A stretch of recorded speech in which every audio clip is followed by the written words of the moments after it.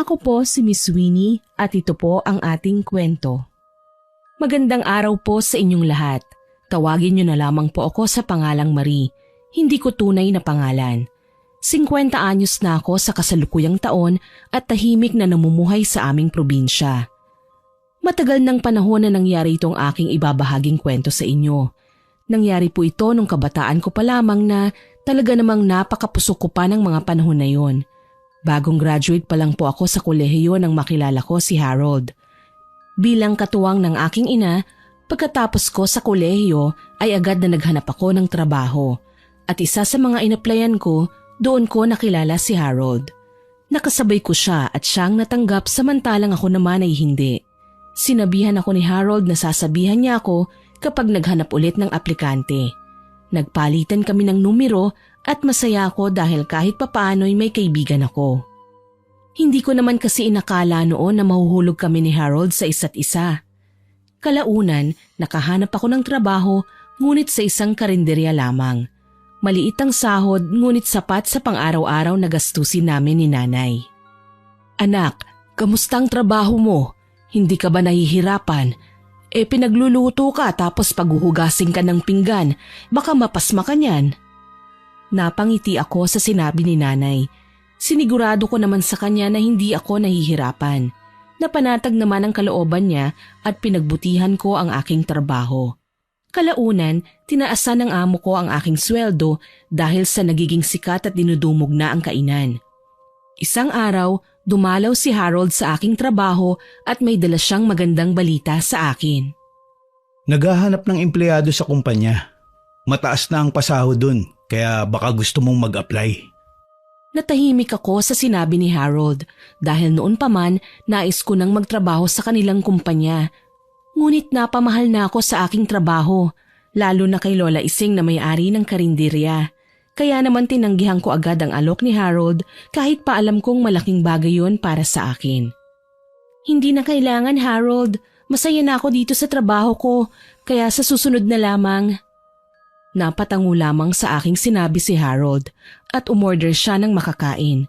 Nagkwentuhan kami habang siya ay kumakain at nabanggit niya sa akin na dadalaw siya sa aming bahay na ikinagulat ko naman.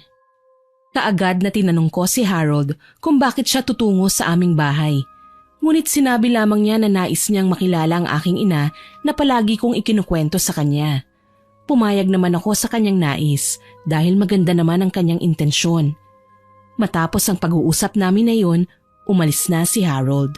Samantalang ako naman ay bumalik na sa aking trabaho. Niloko pa ako ng aking amo nang umalis si Harold at sinabi niya na kasintahan ko raw ang dumalaw sa akin. Na mabilis ko namang sinagot at sinabing kaibigan ko lamang si Harold at walang namamagitan sa aming dalawa. Tumawa lamang siya na tila ba hindi naniniwala sa sinasabi ko. Ganun pa man, hinayaan ko na lamang at nagpatuloy na lang ako sa aking trabaho. Mas lalo ko pang sinipagan sa trabaho ng mga panahon na yon dahil malaki ang utang na loob ko kay Lola Ising. Mabait kasi siya sa akin at parang apo na ang turing sa akin. Tumagal din ako ng 3 taon sa karinderya ni Lola Ising, pero kalaunan na maalam ang aking amo at dahil walang nais na kumuha at magpatakbo ng karinderya, ipinasara yon at nawalan ako ng trabaho. Nang mga panahon na yon, hindi naman kami gipit ng aking nanay dahil nakaipon na ako kahit papaano mula sa sahod ko sa karinderya. Ang aking naipon ang siyang ginamit namin ni nanay sa araw-araw. Kahit papaano, napagkasya namin ang aking ipon hanggang sa nagkaroon ako ng bagong trabaho. Ngunit sa pabrika nga lamang. Gayunpaman dahil baguhan lang ako ng magtanggalan ay agad akong natanggal. Hirap na hirap ako ng mga panahon na yon hanggang sa dumalaw sa aming bahay si Harold at ibinalita niya sa akin na nangangailangan muli ng empleyado sa kanyang trabaho at sinabi niya sa kanilang amo na meron siyang irerekomenda. At ako nga yon. Labis ang pasasalamat ko kay Harold dahil para bang hulog siya ng langit sa akin. Ilang beses na rin pala siyang nagpunta sa bahay kaya kilala na siya ni nanay. Aba Harold, kaibigan nga lang ba talaga ang tingin mo sa aking anak? Tatapatin na kita at ayoko ng paligoy-ligoy. Mas magandang malinaw ang lahat baka kasi mahulog ang anak ko sa'yo tapos hindi mo naman pala siya sasaluhin. Natawa ko sa sinabi ni nanay ng mga panahon na yon. at nakaramdam rin ng kaunting hiya kay Harold. Napakamot naman si Harold sa tanong ni nanay at agad niyang sinabi na ginagawa niya lamang ang lahat ng yon dahil may pagtingin siya sa akin. Hindi ko mapigilan noon na hindi kiligin dahil gwapo si Harold at talaga namang napakabait. Tinanong pa siya ni nanay kung ano ba ang plano niya at sinagot naman ni Harold kay nanay na hindi niya ako pipilitin kung ayaw ko. Pero magpapatuloy pa rin siya sa pagtulong sa akin kahit na kaibigan lamang ang ituring ko sa kanya.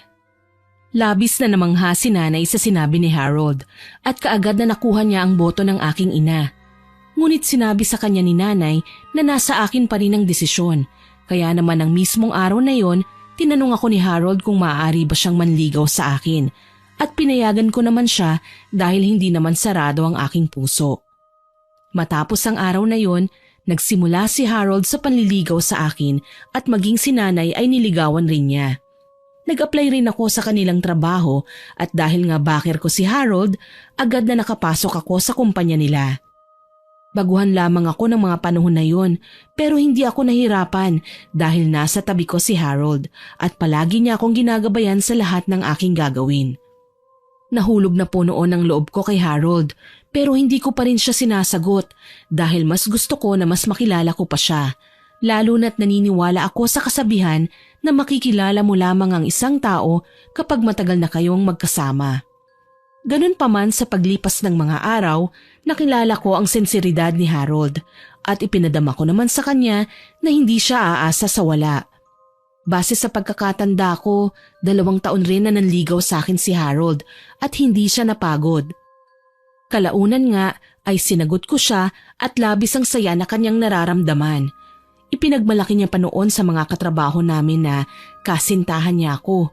Hindi naman ako nahiya noon dahil sinusuportahan kami ng aming mga katrabaho. Naging maayos ang relasyon naming dalawa ni Harold na para bang hindi na mabubuwag pa ng kahit na sino. Ngunit sadyang mapaglaro ang tadhana. Sinubok ng panahon ang aming relasyon nang malipat sa ibang kumpanya si Harold at magkaiba na ang oras ng aming trabaho. Palagi kaming naging abala noon sa kanya-kanyang trabaho at halos nawala na nga kami ng oras sa isa't isa. Sa totoo lamang, wala sa akin ang bagay na yon. Kumbaga wala akong pakialam kahit hindi kami magkita. Ang mahalaga, naaalala namin ang isa't isa at nakakapagbigay kami ng oras kahit sandali lang. Pero iba po ang naging sitwasyon namin. Kapag may oras si Harold, hindi naman ako pwede. Kaya para bang nawalan kami ng komunikasyon sa isa't isa. Hanggang isang araw, nagpasya kami na maglaan ng isang araw o lumiban sa trabaho para naman magkaroon kami ng oras sa isa't isa. Pero ng araw na yun, hindi nakarating si Harold na labis kong ikinatampo dahil lumiban talaga ako sa aming trabaho para lang makasama ko siya. Pero hindi naman siya dumating. Ang mas nakakainis pa sa parting yun, nalaman ko na nakipag-inuman siya sa mga katrabaho niya nang hindi ko man lang nalalaman. Nang araw na yun, pinuntahan ko siya sa bahay niya at laking gulat ko dahil meron siyang kasamang babae pero naroon din ang iba nilang katrabaho. Naiinis man ako pero pinigilan ko ang aking sarili at matamis na ngumiti sa kanila. Nagulat naman si Harold sa pagdating ko at agad na ipinaalala ko sa kanya ang aming plano. Agad naman niyang sinabi na nawala sa kanyang isipan ang aming napag-usapan dahil sa sobrang abala sa trabaho. Kaya mas uminit ang aking ulo at dito na nga kami nag-away. Talaga lang ha? Abala ka sa trabaho at nakalimutan mo ang ating napag-usapan pero kasama mo ang mga katrabaho mo samantalang ako naghihintay sa wala. Hindi mo ba naisip kung gaano ako kaabala sa trabaho pero lumiban ako para makasama ka? Tapos maaabutan ko na may kasama kang babae. At sino naman yan? Bago mo? Halika nga dito. Akala mo hindi ko nakita kung paano pumulupot yung kamay mo sa bewang ng nobyo ko? Nagwala na ako ng mga panahon na yun at agad na hinablot ang babae. Binalian ko siya ng kamay at galit na galit naman sa akin si Harold pero wala akong pakialam. Sinira ko ang lahat ng madampot ko at pinaghahagis yun. Inawat pa ako ng kanilang mga katrabaho at agad ko silang pinagduduro. Sinabihan ko sila na masamang impluwensya sila sa aking nobyo dahil alam naman nila na may kasintahan na si Harold pero hayan at hinayaan lamang nila na makipaglampungan sa ibang babae. Matapos kong masira ang kanilang kasiyahan, Umalis ako doon at agad na tinawagan ng aming amo at ipinadala ang mga larawan na aking nakuha sa bahay ni Harold. Mabait ang aming amo at nauunawaan niya ang aking nararamdaman dahil babae rin siya. Tinanggal niya sa trabaho ang babaeng kalampungan ng aking nobyo at ibinalik sa aming kumpanya si Harold, ngunit sa mas mababang posisyon na. Ipinaalam rin ng aming amo sa lahat ang mga nangyari at sinabi niya na kapag naulit pa ang mga ganong kaganapan, tatanggalin niya kung sino man ang dawit sa gulo. Galit na galit ako noon kay Harold at halos hindi ko siya mapatawad. Sinubukan niya na humingi sa akin ng pasensya, ngunit hindi ko siya pinansin at nakipaghiwalay ako sa kanya. Masakit para sa akin na makipaghiwalay kay Harold dahil mahal na mahal ko siya, pero masyado akong nasaktan sa kanyang ginawa, lalo na at siya ang kauna-unahang nobyo ko. Sa paglipas ng mga araw, patuloy pa rin si Harold sa pagsuyo sa akin, pero para bang naging manhid na lamang ako ng mga panahon na yun. Hanggang sa nalaman ko na lamang na naaksidente si Harold, nagmaneho siya ng motor kahit na nakainom at bangag sa alak. Siyempre galit ako, pero nag-alala pa rin ako para sa kanya. Kaya naman nagtungo ako sa ospital kung saan siya dinala. At laking gulat ko dahil naroon ang babae na binalian ko ng kamay. Umiiyak siya habang hawak-hawak ang kamay ni Harold. Nilapitan ko siya at masamang tiningnan. At agad naman siyang nagpaliwanag sa akin. Ako ang tumawag sa'yo. Pasensya ka na dahil sa akin naghiwalay kayo ni Harold. Pero lilinawin ko lang, walang gusto sa akin ang nobyo mo. Ewan ko kung ano ang mararamdaman ko ng mga panahon na yon.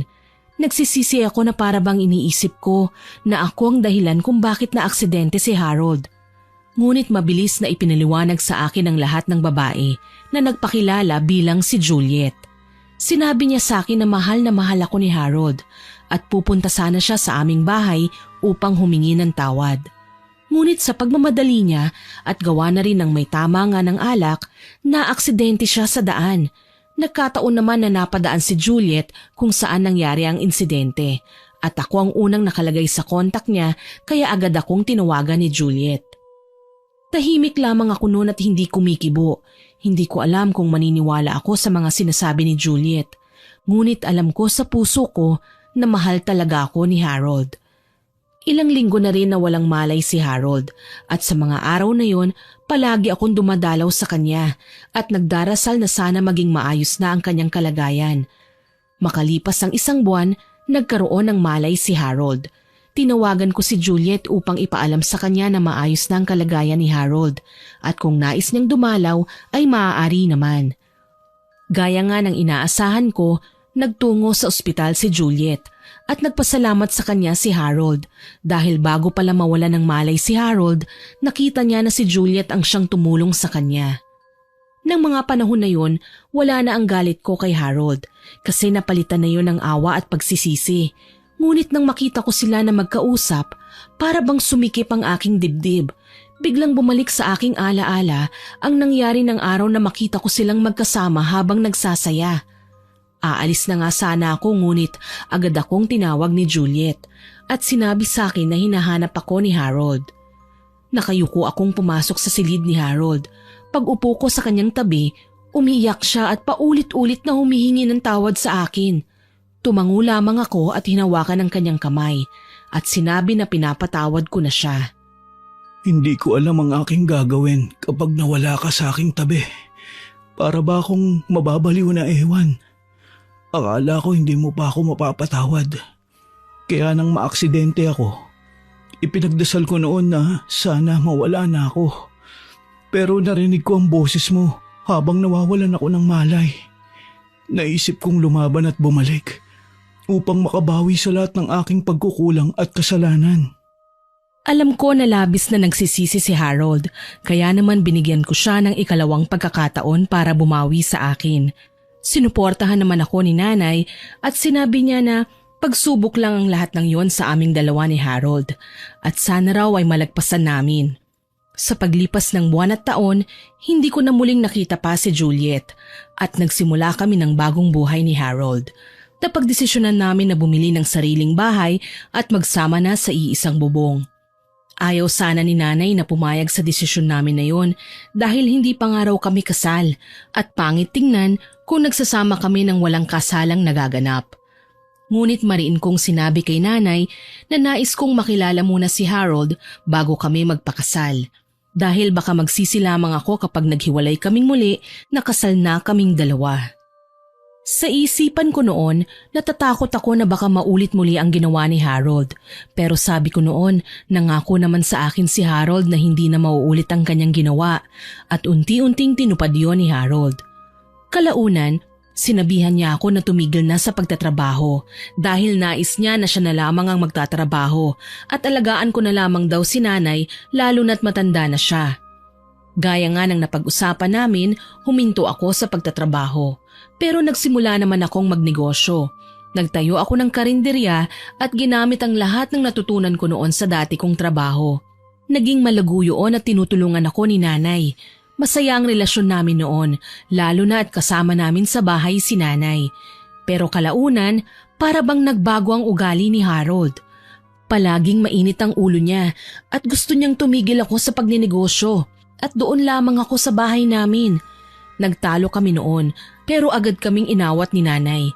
Sinabihan niya si Harold na hayaan ako sa nais kong gawin sa buhay lalo na't hindi pa naman daw kami kasal. Iyon ang mas ikinagalit ni Harold dahil sinabi niya kay nanay na ilang beses na siyang nag-alok sa akin ng kasal ngunit paulit-ulit kong tinatanggihan. Nagulat si nanay sa isiniwalat ni Harold. Ngunit mabilis akong nagpaliwanag at sinabi sa kanila na natatakot ako na muling masaktan at magkaroon ng maling desisyon sa buhay.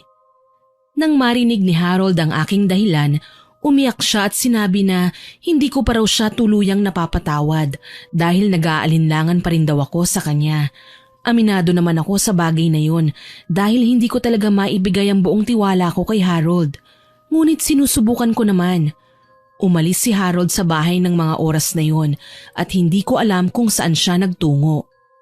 Para akong trumpo noon na hindi mapakali sa kahahanap kay Harold. Ay naku anak, hayaan mo muna ang kinakasama mo na makapag-isip.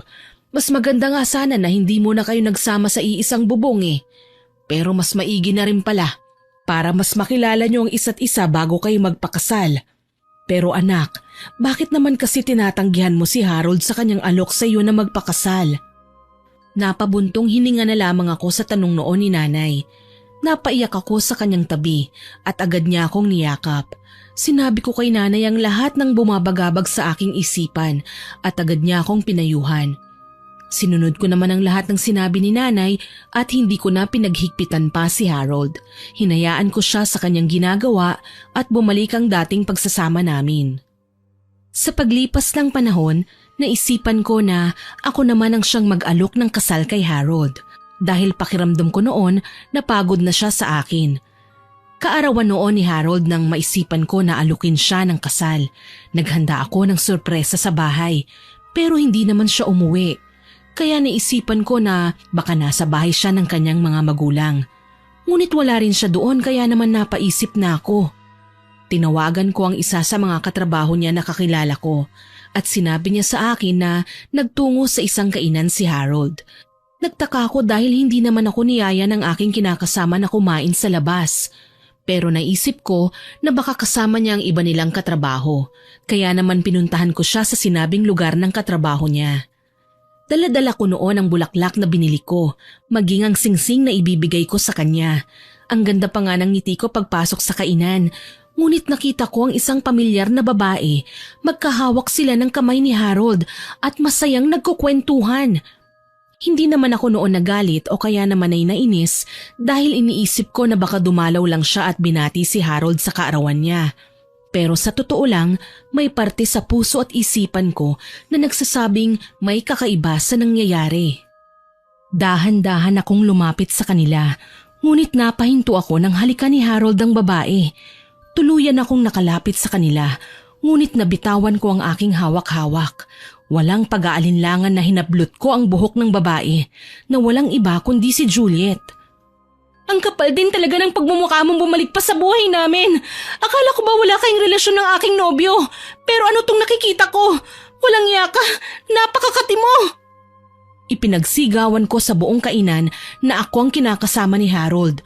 Kinaladkad ako palabas ni Juliet at pinahiya siya sa lahat ng tao. Pinunit ko ang kanyang suot na damit at tinulak siya kay Harold. Punong-puno ng galit ang puso ko ng mga panahon na yun. Umuwi ako sa bahay at agad na sinabi kay nanay na babalik na kami sa dati naming tirahan. Umalis kami sa bahay at kinabukasan, inasikaso ko ang pagbebenta ng bahay namin ni Harold at kinuhang parte na para sa akin at ibinalik ko naman ang parte na para sa kanya. Sinubukan niya akong kausapin pero ipinagtabuyan ko siya. Sobra-sobrang sakit ang iniwan sa akin ni Harold at halos mabaliw ako ng mga panahon na yon. Mabuti na lamang at nandoon si nanay at hindi ako iniwan. Kalaunan naman, nagawa kong kalimutan si Harold.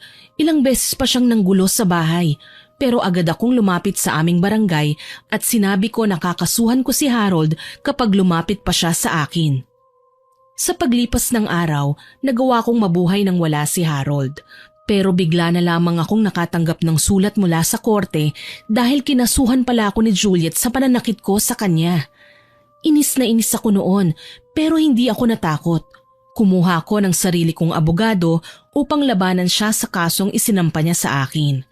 Habang nagpapatuloy ang pakikipaglaban ko kay Juliet sa korte, nalaman ko naman na nagdadalang tao ako at ito ay nagamit ko laban kay Juliet. Natakot siya dahil malaki ang laban ko sa kanya, lalo na't may mga ebidensya ako laban sa kanila ni Harold.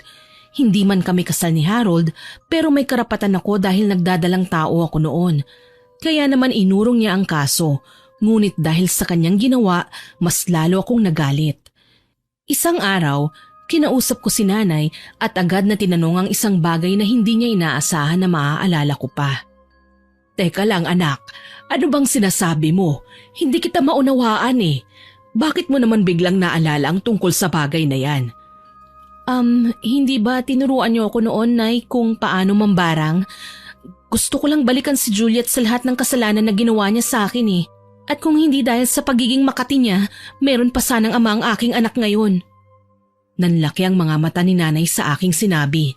Alam ko noon na hindi siya makapaniwala sa mga naririnig niya sa akin. Sinabi niya na meron pang ama ang kanyang magiging apo dahil buhay pa naman si Harold. Nasa akin na lang daw kung patatawarin ko pa ang dati kong nobyo. Ngunit buo na ang desisyon ko. Ayoko nang papasukin pa sa buhay ko si Harold dahil labis na sakit ang idinulot niya sa akin. Mariing sinabi sa akin ni nanay noon na hindi niya ituturo sa akin kung nasaan ang kanyang mga gamit sa pambabarang dahil ayaw niya na mapahamak ako, lalo na't nagdadalang tao ako ng mga panahon na yon.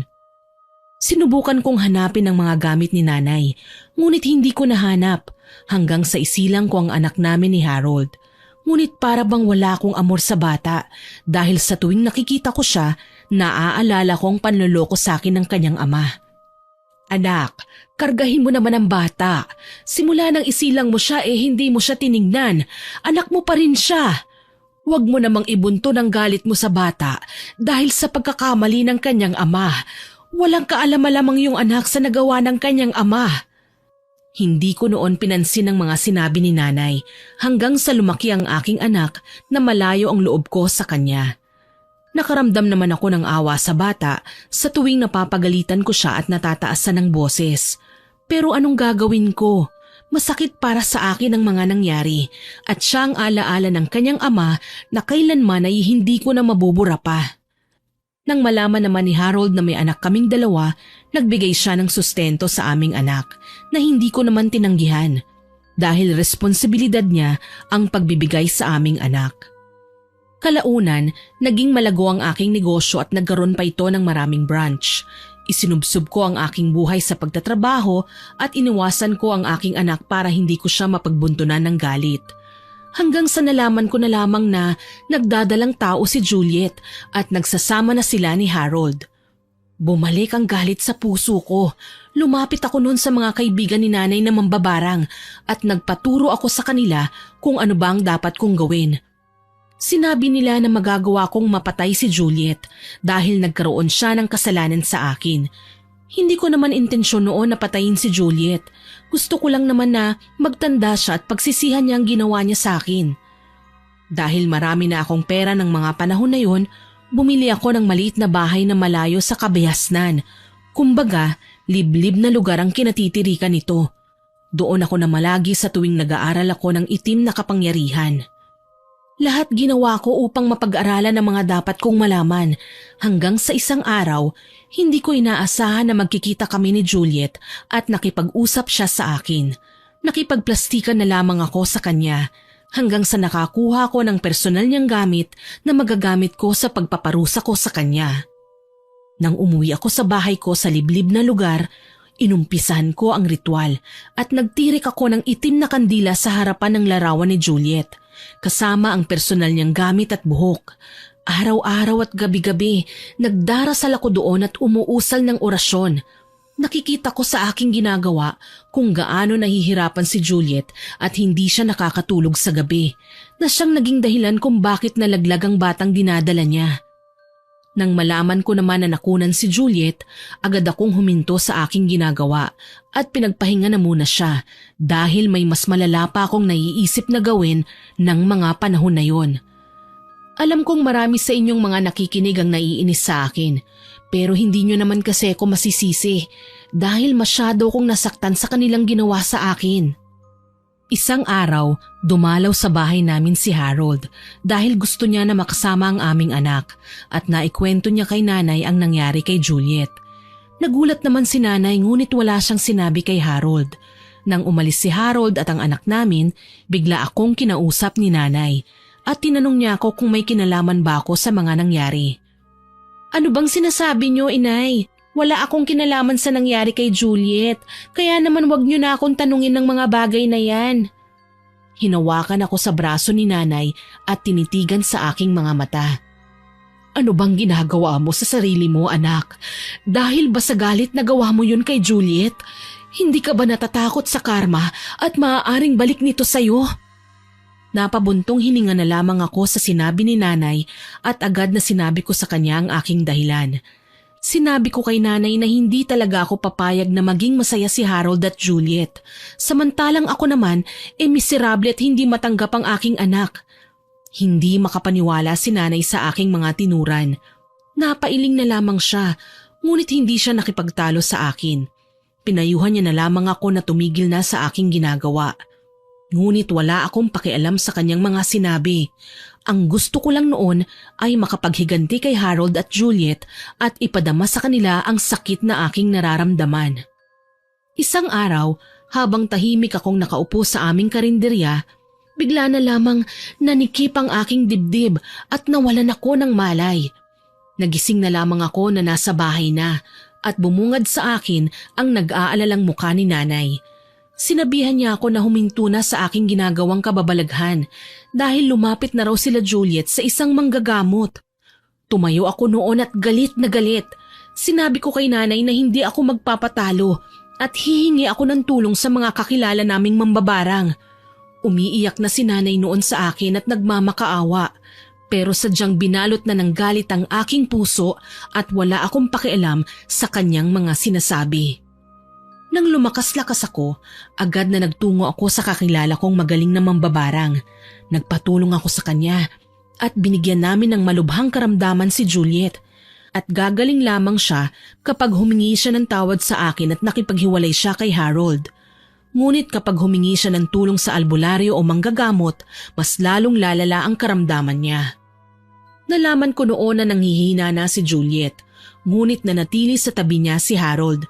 Hanggang isang araw, nagulat na lamang ako nang pumunta si Harold sa aming bahay at lumuhod siya sa aking paanan. Ako na lamang ang parusahan mo, Marie. Alam ko na ikaw ang may gawa ng lahat ng yun kay Juliet at nakikiusap ako na tanggalin mo na sa kanya ang sumpang iniligay mo. Tinawanan ko lamang si Harold ng mga panahon na yun at sinabihan ko siya na bakit sa akin siya nagmamakaawa, gayong wala naman akong ginagawa sa kanyang kinakasama.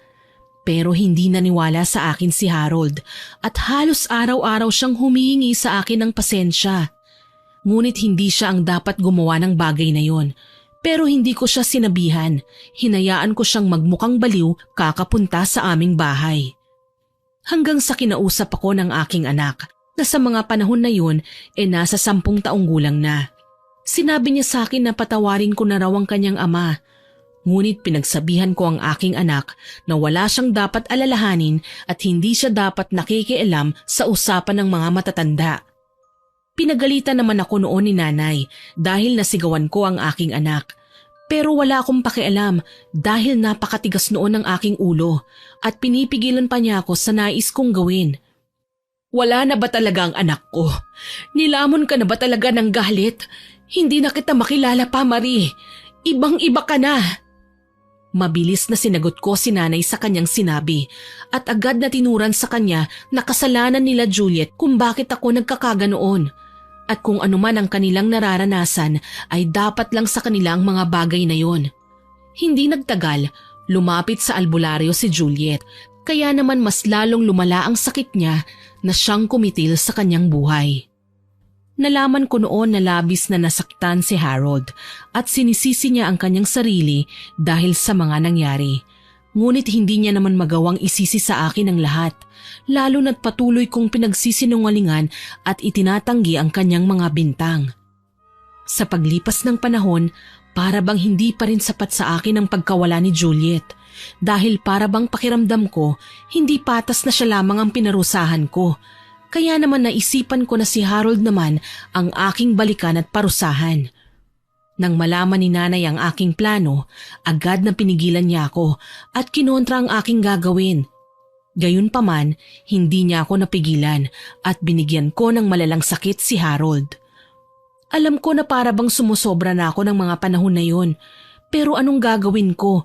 Gusto kong ipadama sa kanya ang lahat ng puot at galit na aking naramdaman, lalo na ang sakit na aking dinadala sa puso ko at isipan. Dito na nga nagsimulang magbago ang aking buhay dahil sa ginawa kong pambabarang kay Harold. Humingi siya ng tulong sa isa sa pinakamagaling na albularyo sa kanilang lugar at nilabanan niya ang aking itim na kapangyarihan. Itigil mo na ang pambabarang kay Harold dahil ibabalik ko sa iyong pamilya ang iyong ginagawa. Hindi mo ako mapipigilan dahil papatayin ko ang lalaking yan. Kaya kung ayaw mong madamay, tumigil ka sa pakikialam. Narinig ko ang babala ng albularyo sa aking isipan habang natutulog. Napabalikwas ako sa aking kama at napahawak sa aking ulo na sobrang sakit. Labis akong nagalit kay Harold dahil para bang natuto na siya sa ginawa ko kay Juliet. Mabilis na nagritual ako ng mga panahon na yon at mas pinalala ko ang sakit ni Harold. Halos gabi-gabi akong ginugulo ng albularyo at binabalaan ako na tumigil na. Hindi niya ako tinigilan at hindi na nga ako nakakatulog ng maayos noon. Pero hindi ko pinapahalata kay nanay ang aking nararanasan dahil alam ko na sasabihin niya na tigilan ko na ang aking paghihiganti na ayaw ko namang gawin dahil buwisit na buwisit pa rin ako kay Harold. Sa paglipas ng araw, patuloy kong nilalabanan ng albularyo at unti-unti na nga akong nanghihina. At syempre, palagi akong nakakaramdam ng hindi maganda sa aking katawan. Minsan pa nga akala ko may pumasok sa silid ko, pero wala naman pala. Isang gabi pa noon, nakakita ko ng isang matandang lalaki sa labas ng bahay at bigla na lang siyang nakapasok sa silid ko. Pero panaginip ko lang pala ang lahat at kagagawan yun ng albularyo na kumukontra sa sumpang inilagay ko kay Harold. Lalong lumala ang sitwasyon at hindi ko namalayan napapansin na pala ni nanay ang mga kinikilos kong kakaiba. Nalaman naman ni nanay na nagpapatuloy pa rin ako sa aking ginagawa, kaya naman gumawa na siya ng hakbang na kailanman ay hindi ko inaasahan na gagawin niya. Nalaman niya ang aking pinagtataguan, kung saan ko ginagawa ang mga ritual at sinira niya ang lahat ng yun. Galit na galit ako kay nanay dahil sinira niya ang mga plano ko at nakipag-away pa ako sa kanya. Binalik naman ng manggagamot ang sakit na binigay ko kay Harold. Pero hindi sa akin, kundi sa aming anak, na sa mga panahon na yun ay hindi alam ng manggagamot na anak rin ni Harold. Hindi naman kasi siya nabanggit noon. Nagkaroon noon ng sakit ang aming anak at sinisi sa akin ni nanay ang mga nangyari. Maging si Harold ay nagtaka na rin noon dahil ang sakit ng anak namin ay pareho ng sakit na kanyang naranasan. Kinausap naman ako noon ni nanay at sinabi sa akin na yun na ang resulta ng pagiging matigas ang ulo ko. Yan ba ang gusto mo? Bumalik na sa atin ang kasalanan na ginawa mo at huwag mo sanang hintayin na maging ang apo ko o ako ay mawala sa'yo gaya ng pagkawala sa'yo ni Harold. Hay nako, Nay, ayoko na ng away. Hahanap na lang ako ng solusyon. Napabuntong hininga na lamang ako noon at naghanap ako ng solusyon upang mapagaling ang aking anak. Tinulungan naman ako ni Nanay at binalik sa kanila ang sakit. Ngunit si Harold naman ang naapektuhan.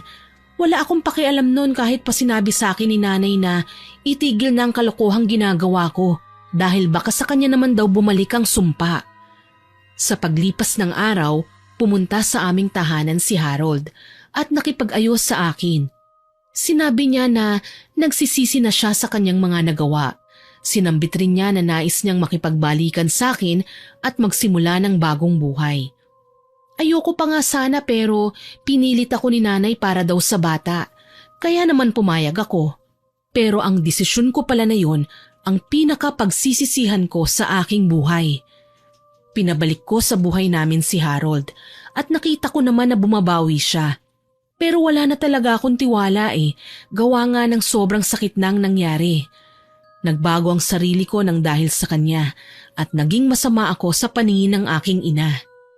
Hinayaan ko lamang na si Harold na bumawi sa aming anak, pero sinusubukan pa rin niya na bawiin ang aking tiwala at pagmamahal. Hindi ko naman hinayaan na muli akong mahulog sa kanya at palagi akong umaalis ng bahay para umiwas. Nagdaan pa nga ang mga araw, naging maayos ang relasyon ni Harold kay Nanay at maging sa aming anak. At para bang ako na lamang ang nag-iisa na walang kakampi dahil pumabor na si Nanay kay Harold. Tinulungan pa ni Nanay si Harold na makuhang muli ang tiwala ko at nangyari naman ang bagay na yun. Oo, alam ko na hinuhusgahan na naman ako ng mga taong nakikinig sa aking istorya dahil malamang iniisip nila na ginawa ko ang lahat ng yon para bumalik sa akin si Harold. Pero sa totoo lang, galit talaga ako. Pero hindi ko maiwasang maawa kay Harold, lalo na at nakikita ko na nagbibigay siya ng oras para lamang sa akin. Unti-unting bumalik ang pagmamahal ko kay Harold, ngunit ang lahat ng kanyang ginagawa ay patibong lamang pala niya sa kanyang gagawing paghihiganti sa akin. Halos palagi niyang tinatanong sa akin kung saan ako pupunta, kung ano nga ba ang gagawin ko at nais niya na palagi kaming magkasama sa lahat ng pupuntahan ko. Para bang pinaghihigpitan niya ako na hindi ko malaman, pero hindi ko na lamang pinansin dahil pakiramdam ko noon wala na rin sa aking tiwala si Harold. Hinihintay ko na lang noon na mapagod siya sa relasyon naming dalawa at siya na mismo ang kusang umayaw. Hanggang isang araw, tinawagan ako ng aking anak at sinabi niya na bigla na lamang hinimatay ang kanyang lola at itinakbo sa ospital. Labis akong nag-alala noon kay Nanay at pakiramdam ko para bang sinisingil na ako sa lahat ng aking nagawang kasalanan. Pero laking pasasalamat ko noon dahil nakaligtas sa kapahamakan si Nanay. Yun nga lang, naging baldado na siya at nahirapan ng makapagsalita. Palagi akong wala sa bahay dahil kailangan kong magsumikap at alagaan ang aking negosyo. Nagpresenta naman noon si Harold na siya na lamang ang mag-aalaga kay Nanay sa tuwing wala ako at pumapasok naman sa eskwelahan ang aming anak. Pumayag naman ako kasi hindi ko na talaga kaya pa na suluhin ang responsibilidad. Ngunit sa tuwing umuwi ako ng bahay, laging para bang may gustong sabihin si Nanay sa akin na hindi ko maunawaan. At lagi siyang tahimik kapag nariyan si Harold. Paglipas ng panahon, patuloy na tahimik si Nanay. Ngunit pag kaming dalawa na lamang, palagi niyang sinasabi at binibigkas ang pangalan ni Harold na hindi ko malaman kung ano ba ang ibig niyang sabihin. Naisip ko noon na baka sinasabi niya na patawarin ko na ng lubusan si Harold. Pero mali pala ako. Isang araw, tumawag sa akin ang aking anak. Nanginginig siya sa takot at sinasabi na wag muna raw akong uuwi ng bahay. Sinambit pa niya na humingi ako ng tulong sa kahit na sino upang mapalayas ang kanyang ama sa aming bahay. Hindi ko alam kung bakit ganun ang mga sinasabi ng aking anak. Kaya naman agad na umuwi ako sa aming bahay. Ngunit pagdating ko doon, wala namang kakaibang nangyari. Tahimik ang aking anak at nang tanungin ko siya tungkol sa kanyang mga sinabi, sinagot niya na wala lamang ang lahat ng yun. Sadyang magulo lamang daw ang kanyang isipan. Ngunit napansin ko noon na hindi siya makatingin sa mata ng kanyang ama.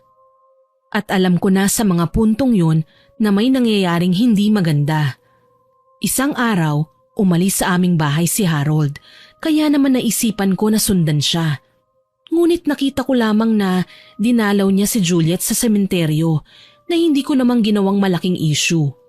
Umuwi na lamang ako sa aming bahay at agad na kinausap ko ang aking anak. Sinabi niya na makipaghiwalay na ako sa kanyang ama dahil hindi maganda ang ginagawa ni Harold sa kanyang lola. Isiniwalat ng aking anak na sinasaktan ni Harold ang kanyang lola at kitang-kita niya yon.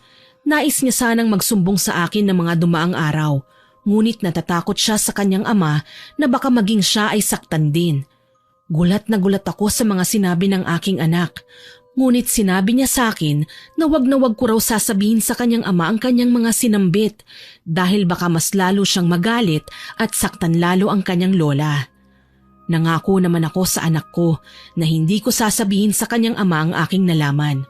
Ang ginawa ko na lamang noon ay kumuha ko ng katulong na maaaring magbantay kay nanay at sinabihan ko si Harold na magtrabaho na siya dahil nalulugi na ang aking negosyo kahit na hindi naman totoo ang lahat ng yun. Nagpresenta pa si Harold sa akin noon na tutulungan niya ako sa negosyo. Pero sinabihan ko siya na kaya ko na at nais ko lamang ng katuwang sa mga gastusin sa bahay. Hindi naman siya umalma at agad na naghanap ng trabaho. Unti-unting gumaling si nanay at nang bumuti ang kalagayan niya, nagpasya na akong umuwi muna kami sa probinsya kung saan naroon ang aming mga kamag-anak. Doon na sinabi ni nanay ang lahat ng nalaman niya kay Harold, maging ang plano niya laban sa akin. Plano pala ni Harold na gantihan ako sa lahat ng aking ginawa sa kanila ni Juliet at ang sakit ni nanay ay kagagawan rin ni Harold. Galit na galit ako ng mga puntong yon, pero sinabihan ako ni nanay na wag na lamang patulan si Harold at ibenta ko na lamang ang lahat ng ari-arian namin sa Maynila. Sa puntong yon, sinunod ko ang sinabi ni nanay. Nagsimula kami ng bagong buhay sa probinsya at pinutol ko ang lahat ng koneksyon ko kay Harold. Bumawi ako sa aking anak at humingi ng tawad sa mga pagkukulang ko sa kanya. Pinatawad naman ako ng aking anak at masaya siya dahil naayos na ang relasyon naming dalawa. Nang palagi kong nakakasama ang aking anak, nakita ko na marami pala kaming pagkakapareho. Mahilig din siya na magluto kagaya ko. Nagtayo kami ng bagong karinderya sa probinsya at naging maayos naman ang pagsisimula namin. Lumipas ang isang taon, wala akong naging balita kay Harold at wala na rin naman akong pakialam sa kanya, lalo na't masaya na ako sa piling ng aking anak at ni nanay. Ngunit isang gabi, habang mahimbing na natutulog, bigla na lamang akong nakarinig ng malakas na sampal at nang magising ako, laking gulat ko nang makita ko na sinasakal ko ang aking anak at sinasampal ako ni nanay. Mabilis na humingi ako ng pasensya sa aking anak at sinabi na hindi ko sinasadya ang aking nagawa. Hindi naman nagalit sa akin ang aking anak dahil nauunawaan niya na hindi ko intensyon na saktan siya. Sinabi niya na kailangan ko nang magpatingin sa doktor dahil napapadalas na ang paglalakad ko ng tulog. Nagpatingin naman ako sa doktor at niresetahan ako ng gamot na makakatulong sa akin upang maibsan ang aking paglalakad ng tulog. Ngunit habang tumatagal, mas lalong lumalala ang nangyayari sa akin. Lagi akong binabangungot. At sa aking panaginip, hinahabol ako ng isang lalaki at may hawak siyang patalim na gusto niyang isaksak sa akin. Ngunit palagi kong natatakbuhan. Inilihim ko kina nanay ang nararanasan ko dahil ayokong mag-alala sila sa aking kalagayan. Ngunit kalaunan, nakita rin nila ang aking sitwasyon. Dito na kami kumilos nila nanay. Lumapit kami sa kakilala niya na magaling na albularyo at sinabi niya sa akin na binabarang daw ako. Hindi ako makapaniwala sa nangyayari ng mga panahon na yun dahil ganun pala ang pakiramdam ng binabarang. Bumalik tuloy sa akin ang mga ginagawa ko noon kay Juliet. Palagi akong hindi nakakatulog sa gabi at pakiramdam ko may nakatingin sa akin sa tuwing pinipikit ko ang aking mga mata. Para akong mababaliw ng mga panahon na yun. Hanggang isang gabi, habang natutulog sa aking kama, naramdaman ko na para bang may humiga sa aking dibdib at sinasakal ako. Nang imulat ko ang aking mga mata, nakita ko si Juliet. Nanlilisik ang mga mata niya at sinasakal ako ng paulit-ulit. Nagising naman kaagad ako nang yugyugin ako ni nanay dahil narinig nila ang pagdaing at pagsigaw ko. Hindi ko alam kung konsensya ba ang nangyayari sa akin o sadya bang gawa lamang yun ng albularyo. At dahil may kaalaman naman ako sa pambabarang, syempre alam ko na kung ano ang dapat gawin upang malaman kung paano matatanggal yun. Kaya naman naisipan ko na gumawa ng ritual at alamin kung sino ang nambabarang o nagpapabarang sa akin. Dito ko nalaman na si Harold ang nagpapabarang sa akin at pinabalik niya ang lahat ng ginawa ko sa kanila ni Juliet. Hindi pa rin ako pinapatahimik ni Harold ng mga panahon na yun kahit na tinigilan ko na siya. Kaya naman sinabi ko kay nanay ang aking nalaman at nagalit siya kay Harold. Kahit ang sarili naming anak, hindi na tinuturing na ama si Harold. Baka ito na ang karma ko dahil sa lahat ng mga ginawa kong kasalanan sa kanila ni Juliet. Mariing umiling si nanay sa akin noon at sinabihan ako na gagawin niya ang lahat upang matanggal ang sumpa na inilagay sa akin ni Harold. Pinauwi ko muna noon sa bahay ng aking tiyahin ng aking anak upang hindi siya madamay sa gagawin namin ni nanay. Gumawa kami ng ritual pangontra sa barang na inilagay sa akin ni Harold dahil magaling naman babarang si nanay at syempre may kaalaman din siya sa panggagamot noon. Nagawa naming matanggal ang sumpa ngunit sadyang hindi talaga nagpapatalo si Harold.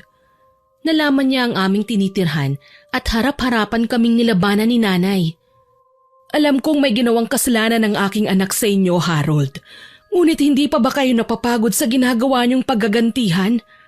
Kahit sarili niyong anak, naiipit sa inyong sitwasyon. Hindi niyo ba kayang magpatawad na lamang sa isa't isa? Natahimik si Harold sa sinabi ni nanay. Ngunit bigla siyang tumawa ng napakalakas. Sinabi niya na ilang beses siyang humingi ng tawad sa akin, ngunit hindi ko siya pinakinggan. Dinagdag pa niya na ako ang may kasalanan ng lahat kung bakit nangyari sa amin ang mga bagay na yun. Ngunit mabilis akong sumagot sa kanya at inisa-isa ang lahat ng kanyang kasalanan. Nakakahiya naman sa mga ginawa mo sa akin. Binigyan kita ng pagkakataon upang magbago at ayusin ang ating relasyon.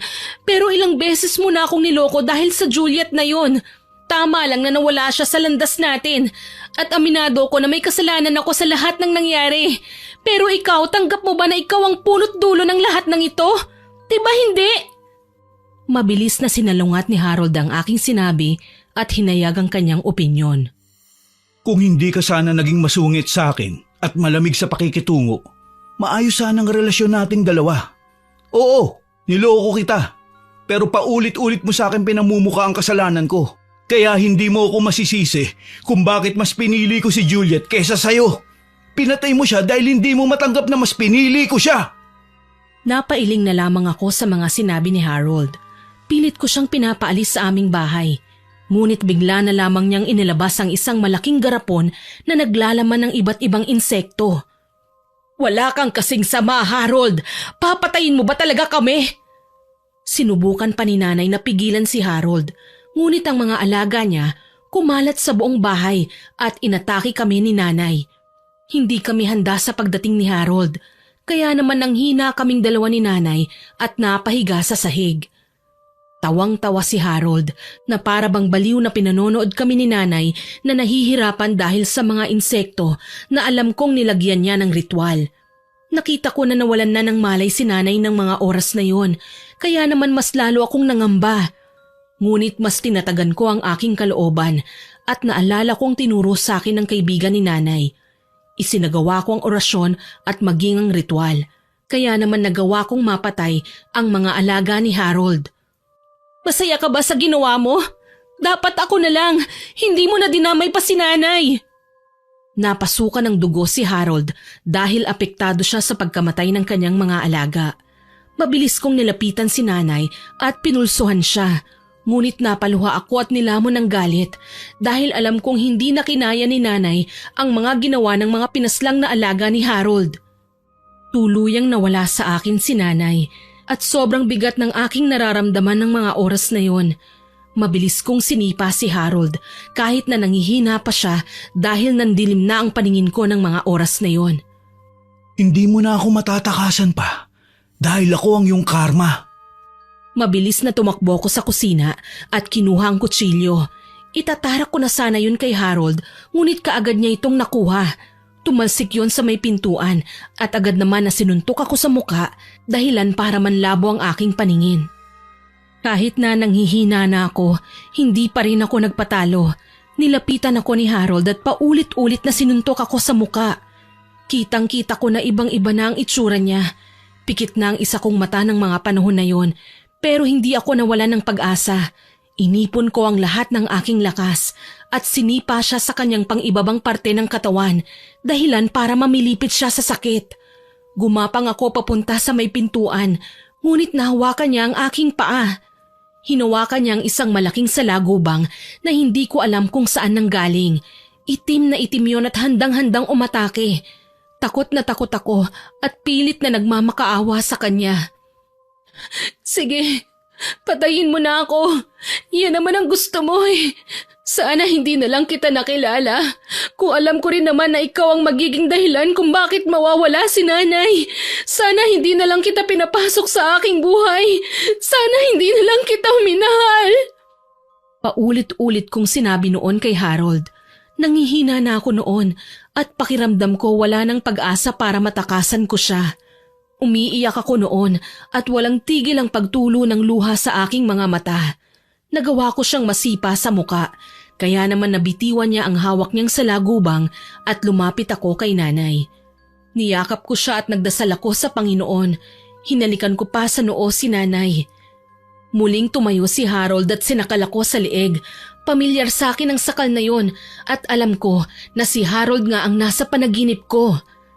Sumilay sa kanyang mata ang labis na galit at sinabi niya, Hindi na sana mangyayari ang bagay na ito kung hinayaan mo akong magbago. Hindi mo na sana pinatay si Juliet at tinanggap mo na lang sana ang aking paghingi ng tawad. Hindi mo alam kung gaano ko binabagabag ng konsensya buhat nang mamatay siya. Pakiramdam ko naging ganyan ka nang dahil sa akin. At iisa lang ang nakita kong paraan upang matigil ang lahat ng ito. At yun ay ang patayin ka. Natahimik ako sa sinabi ni Harold. Alam ko na pareho kaming nagkamali. Kaya naman sinabi ko sa kanya na patayin niya na lamang ako kung yun ang makapagpapatahimik sa kanya. Ipinikit ko noon ang aking mga mata, ngunit bigla kong narinig ang sigaw ng aking anak. At nang imulat ko ang aking mata, laking gulat ko dahil lahat ng nangyari parte lamang ng pambabarang sa akin ni Harold. Nagising ako sa katotohanan. Buhay pa si nanay at niyakap ko siya ng napakahigpit. Labis na sumpa ang nilagay sa akin ni Harold dahil lahat ng napanaginipan ko ay para bang totoong lahat. Agad na sinabi sa akin ni nanay na 3 araw na akong walang malay. Hindi ako nakakatayo noon sa higaan, gawa ng sobrang hinang-hina ako. Pumayat ako ng sobra at napakarami kong sugat sa aking katawan. Sinabihan kami ng albularyo na 2 lamang ang paraan upang matanggal ang pambabarang sa akin. Yun ay ang hanapin si Harold at makipag-ayos ako o kalabanin siya at ibalik ang sumpa. Sinabi ko noon kay nanay na hanapin na lamang namin si Harold upang makahingi ako ng tawad sa kanya. Masakit lahat ang aking naranasan sa aking panaginip at ayokong mangyari yon sa totoong buhay. Naisip ko noon na maaaring nagbigay lang ng mensahe sa akin si Harold. Pakiramdam ko noon wala siyang gusto kundi ang maging maayos kaming dalawa. Dahil ipinakita niya sa akin sa pamamagitan ng bangungot ang maaaring maging resulta kung patuloy kaming magmamatigas sa isa't isa. Hinanap ko si Harold ngunit hindi namin siya nakita. Kaya naman unti-unting lumala ang aking sitwasyon at sinabi ni nanay noon na ibalik na lamang ang sumpa kay Harold. Ngunit hindi na ako pumayag. Tinawagan noon ng nanay ni Harold at ipinaalam ng aking anak ang aking sitwasyon. Naawa sila at nagtungo sa aming bahay. Humingi sila ng pasensya sa lahat ng sakit na idinulot sa akin ng kanilang anak. Sinabi ko rin naman noon sa kanila na malaki rin naman ang naging kasalanan ko kay Harold. Kaya kung yun na ang araw ng aking katapusan ay tatanggapin ko ng buong puso. Iyak ng iyak noon ang aking anak kasi nagsisimula pa lang kami na bumawi sa isa't isa. Dahil dito, nagagalit siya sa kanyang ama noon. kasi si Harold daw ang dahilan kung bakit nangyayari sa akin ang lahat ng bagay na yon. Ngunit agad na ipinaliwanag ko sa aking anak na hindi niya dapat sisihin ang kanyang ama dahil ako ang may kasalanan. Naging matigas kasi ang aking puso at hindi ko nagawang magpatawad kaagad. Sa halip na nakinig sa payo ni nanay, mas pinairal ko pa ang galit sa aking puso. Nagpakumbaba ako noon at gumawa ng liham na ipinadala ko sa nanay ni Harold. Akala ko noon katapusan ko na dahil hindi na rin ako noon makakita pa. Pero hindi ako iniwan ni nanay at ng anak ko. Palagi nilang pinapalakas ang aking loob kahit na nanghihina na ako. Anak, patawarin mo ako sa aking mga nagawang kasalanan sa iyo. Hindi ko sinasadya na saktan ka noon, kaya sana mahalin mo pa rin ako. Agad akong niyakap noon ang aking anak at ipinaliwanag sa akin na hindi ko kasalanan ng lahat ng yon. Nauunawaan niya ang aking nararamdaman. Ang mahalaga raw sa kanya ay ang gumaling ako. Sinabi pa niya na kailangan ko raw gumaling para makabawi ako sa kanya. Pero nung araw na yon, ipinagpasa Diyos ko na ang buhay ko. Tatanggapin ko na noon kung ano bang plano sa akin ng Diyos at sinabi ko na siya na ang bahala sa aking buhay. Palagi sa aking sinasabi ni nanay na lumaban ako at huwag susuko. Umuoo lang ako noon dahil ayoko nang makita silang nahihirapan ng dahil sa akin. Ngunit alam ko na para bang ang daya-daya ko dahil sinasabi ko lang sa kanila na kaya ko pa. Kahit na alam ko na maaaring anumang oras ay pwede akong bawian ng buhay at iwanan sila. Alam ko na para bang napakamakasarili ko dahil hindi ko iniisip ang mararamdaman nila pag bigla na lamang akong nawala. Pero anong gagawin ko? Ayokong malungkot sila at gusto kong sulitin ang mga araw na kasama ko pa sila. Sa paglipas ng mga araw, mas lalo akong pinahirapan ng aking sakit. At nang lumapit kami sa mga doktor, mas lalo lamang lumala ang sakit ko. Hanggang sa hindi na nga ako makatayo at hindi ko na rin maimulat pa ang talukap ng aking mga mata. Palagi na lamang akong nakapikit. Nahihirapan na rin ako noon na kumain dahil nga hindi ko na maibuka ng maayos ang aking bibig. Kung ilalarawan ko ang aking itsura, para akong buhay na inaagnas. Anak, ginagawa namin ang lahat ng apo ko para mahanap si Harold. Kaya lumaban ka pa ha. Konting oras pa anak. Huwag kang susuko at huwag mo kaming iiwan. Tumulo ang luha sa aking mga mata dahil sa sinabi ni nanay. Ayoko mang iwanan sila pero para bang yun na ang kahihinatnan ko. Sobrang nahihirapan na po ako, inay. At gusto ko nang sumuko. Pero para sa inyo ng anak ko, lalaban pa rin ako at aasa na balang araw magpapakita sa atin si Harold. Naramdaman ko ang pagtulo ng luha ni nanay sa aking kamay. Sinabi ko sa kanya na wag silang malulungkot kapag dumating ang araw na bawian na ako ng buhay. Sinabi ko rin sa kanya na alagaan niyang mabuti ang aking anak at wag niyang hahayaan na mamuhay ng may galit sa kanyang ama ang aking anak. Narinig ko noon ang sinabi ng anak ko at sinambit niya na kapag nawala ako, hinding-hindi niya mapapatawad ang kanyang ama na mabilis ko namang sinagot. Sinambit ko sa kanya na wag siyang magtatanim ng galit sa kanyang puso dahil yun na ang magdadala sa kanya sa kapahamakan, kagaya ng nangyari sa akin. Ipinaliwanag ko sa aking anak na mas magandang mamuhay ng payapa at walang kaaway, lalo na at walang dinadalang bigat sa damdamin. Ipinaliwanag ko pa noon sa anak ko na hindi naman sana kami hahantong sa ganoong bagay kung nakinig lamang ako kay nanay at tinanggap ang paghingi ng tawad ni Juliet sa akin at ni Harold. Pero para bang sarado na ang tenga ng aking anak dahil sinabi niya sa akin na kapag nangyari ang kanyang kinatatakutan, kailanman ay hinding-hindi niya na talaga mapapatawad pa si Harold. Nalungkot ako sa kanyang sinabi noon. Hindi ko naman siya napilit dahil may sarili ng desisyon ng aking anak. Kung sino-sino na ang nilapitan nila nanay na albularyo. Pero pare-parehas lang sila ng mga sinasabi. Yun lamang ang solusyon upang matanggal ang aking sakit. Ang ibalik o lumapit sa mismong nagpagawa ng barang. Ngunit ayoko naman na gumanti pa. Pero hindi naman nagpapakita sa amin si Harold. Gusto na sana ni nanay noon na ibalik na lang ang sumpa kay Harold para naman makaganti na raw ako at maranasan naman niya ang sakit na nararamdaman ko. Pero mabilis kong sinabi na ayoko nang gawin yon. At kung mamamatay man ako dahil kay Harold, tanggap ko na dahil kasalanan ko rin at maaaring yun na ang karma ko sa pagkamatay ni Juliet. Ganun pa man, hindi tumigil sila nanay dahil alam nila na pakikinggan ng Diyos ang kanilang dasal.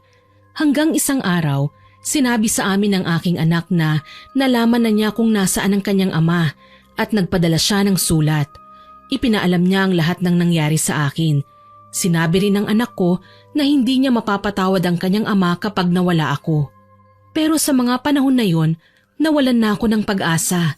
Matagal na rin kasi nung sumulat ako at ipinadala yon sa magulang ni Harold. Pero hindi pa rin nawala ang sakit ko.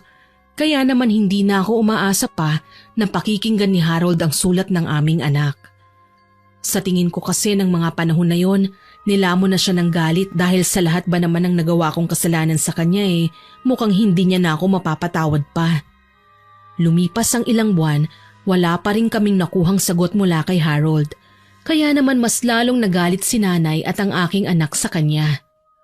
Wala na talagang pag-asa para makonsensya ang dati mong kasintahan. Huwag lang siyang magkakamaling magpakita sa akin kapag nawala ka dahil baka mapatay ko siya. Pinakalma ko noon si nanay at sinabi ko na wag nang magalit dahil baka may masama pang mangyari sa kanya lalo na't may sakit siya sa puso. Hayaan na lang po natin si Harold, Nay. Kung yun ang desisyon niya. Uutal-utal ang mga salita ko noon kay nanay at sinabihan ko siya na wag nang magalit pa kay Harold. Sinabi ko na ipagpasa Diyos na lamang namin ang aking buhay at magpasalamat na lamang dahil nakakasama pa nila ako araw-araw. Kumalma naman si nanay at iyak siya ng iyak sa tabi ko. Paulit-ulit niyang sinasabi na wala siyang kwenta dahil wala siyang magawa upang maibsan ang sakit na aking nararamdaman. Gusto kong iangat noon ang aking kamay para punasan ang luha niya sa mga mata dahil alam ko na labis na siyang umiiyak. Pero hindi ko magawa dahil wala na akong lakas pa at hindi ko na rin naman siya nakikita pa. Pero nararamdaman ko at naririnig ang hagulgol niya. Hanggang isang araw, nagulat na lamang sila nanay dahil dumalaw si Harold sa aming bahay. Bit-bit ang isang botelya. Nagalit pa nga si nanay sa pagdalaw ni Harold at paulit-ulit siyang sinampal sa muka.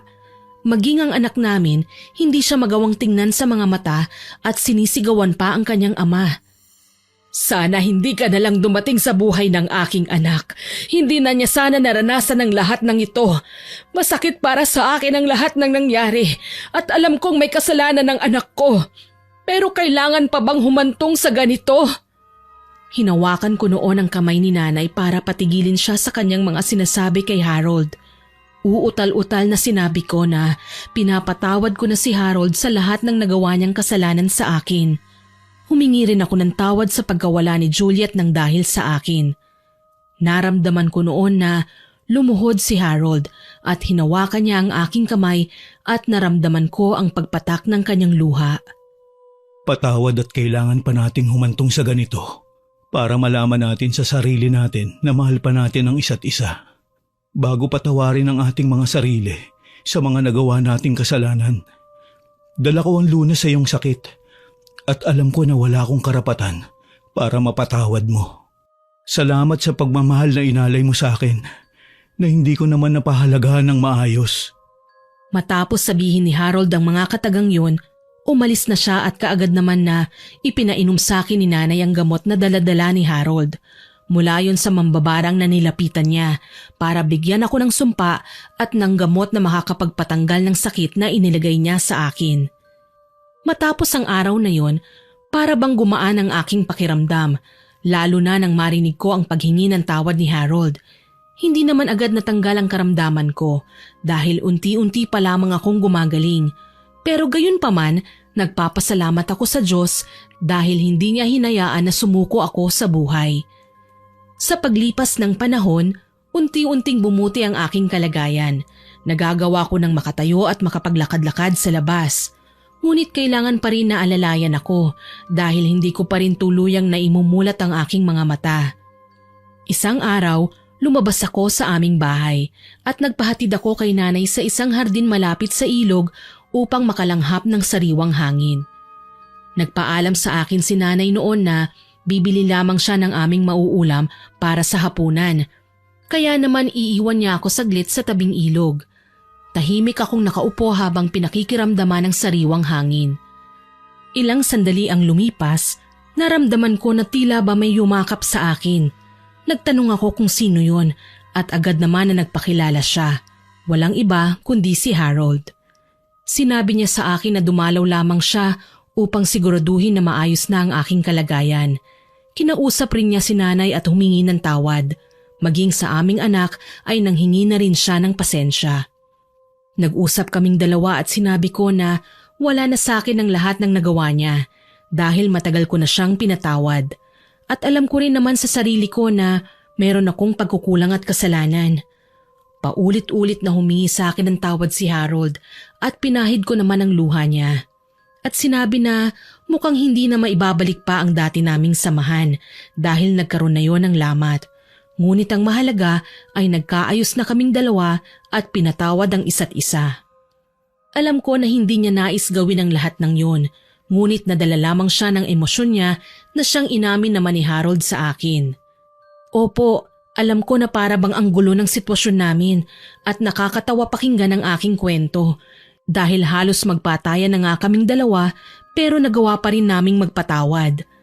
Ganun naman talaga ang buhay eh. Ang Diyos nga nagpapatawad, tayo pa kayang mga nilalang na nilikha niya lamang? Nagkapatawaran kami ni Harold at nagpatuloy siya sa pagbibigay ng sustento sa aming anak. Paminsan-minsan dumadalaw siya sa amin, ngunit hindi naman kami nagkikita dahil buhat ng gumaling ako, bumalik na ako sa pagninegosyo at itinuon ang aking isipan sa aking karinderya at pagbawi sa aking anak na siyang naging dahilan kung bakit naging maayos ang aking kalagayan. Bumawi rin ako kay nanay at lahat ng sinasabi niya ay aking sinusunod. Kailanman ay hindi ko na siya sinuway pa. Sa paglipas ng panahon, dahil sa katandaan, binawian na ng buhay si nanay. Pero naging masaya siya sa kanyang natitirang buhay noong kasama pa namin siya. Bumawi naman ako sa aking anak na masaya para sa akin. Samantalang si Harold naman, nabalitaan ko na nagkaroon na ng sariling pamilya at wala na akong pakialam noon kung ano pa ang gawin niya sa buhay niya. Nagkanya-kanya na kami at walang pakialam sa ginagawa ng isa't isa. Nagpakasal siya sa bago niyang kinakasama at inimbitahan niya kami. Dumalo naman kami ng aking anak at nagbigay ng regalo sa kanila. Alam ng bagong asawa ni Harold ang mga naganap sa aming dalawa at bilib siya dahil nagawa ko pa raw na patawarin si Harold kahit na napakalaki ng nagawa niya sa aking kasalanan. Sinabi ko naman noon sa bagong asawa ni Harold na wala na sa akin ang lahat ng yun dahil alam ko naman na may kasalanan din ako. Marami kaming natutunan sa mga nangyari sa amin ni Harold.